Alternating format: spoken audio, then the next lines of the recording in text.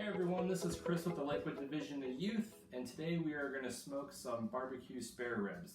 Now, I've been using this recipe the past few times that I've made ribs of half a cup of kosher salt, half a cup of brown sugar, and then a mix of chili powder, cayenne pepper, and black pepper. Now what we're going to do is we're going to mix it all together in this mixing bowl.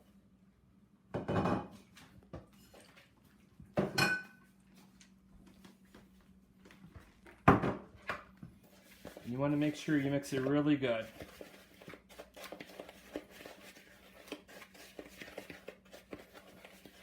Now some folks might use a brine. I prefer to use this dry rub. What it does is as the smoke enters the ribs, it gives it a nice good texture and a bark on there to make it soft on the inside and then a nice crisp exterior. Alright, so once we're all blended,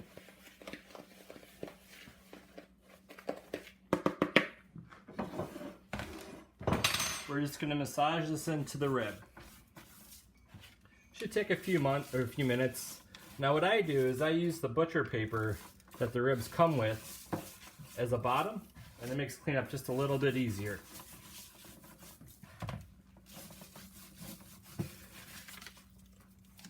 Make sure you get it in there even.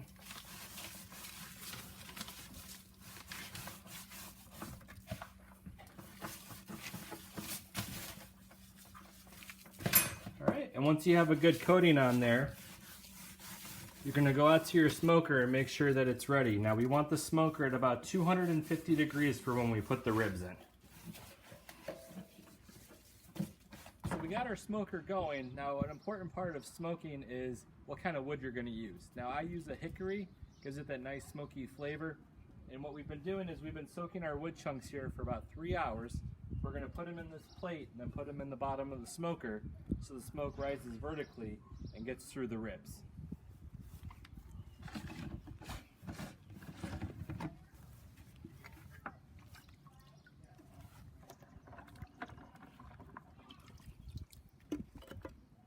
You just want a few handfuls of the bigger chunks. We're going to put it in here. There we go. We're going to give it a few minutes. Now if we look here, the temperature right now is about 350. We had it up a little high. We're going to wait till it gets down to that 250. Then we're going to put the ribs in, and then we're going to drop the temperature down to 225 for about 4 hours. Okay, so now the temperature is at about 250. We're going to put our slab of ribs in there. Now one of the key elements of smoking, that's a nice lot of smoke there. One of the key elements of smoking is our drip pan. Now I made sure it was full of water. And one of the key mistakes I made the first time I was smoking is I let that drip pan run dry. Well, about 5 minutes after it ran dry, the fat from the meat went into the pan and it erupted the smoker in flames. So I always make sure every 15 to 20 minutes that I have water and that our temperature is holding constant at 225. The trick here is you want to cook it at a low temperature over a long period of time. So every 15 to 20 minutes, check your temperature, make sure you got water. In about 4 hours, we'll come back and see how those ribs look. Hey everyone, okay, so it's been 4 hours. We've been checking the temperature in the water. It's been between 225 and 250.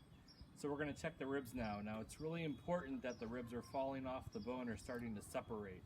If they're not, then we're going to have to leave them in for about another half hour to an hour. So let's take a look and see how it looks. They're looking pretty good. They're pretty tender, but they're not quite separating from the bone yet. I'd say probably another 15 minutes or so, and then we'll slap it with some barbecue sauce. All right, guys, we're getting close. Okay, so it's been about 15 to 20 minutes, and what we're going to do now is take the barbecue sauce and slather it on the ribs.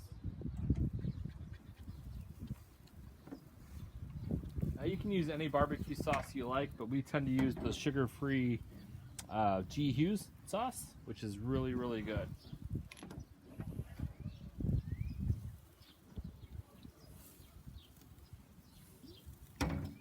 I found that using a brush is the easiest way to do it. And this gives it a little bit of extra flavor as you're biting through the ribs here.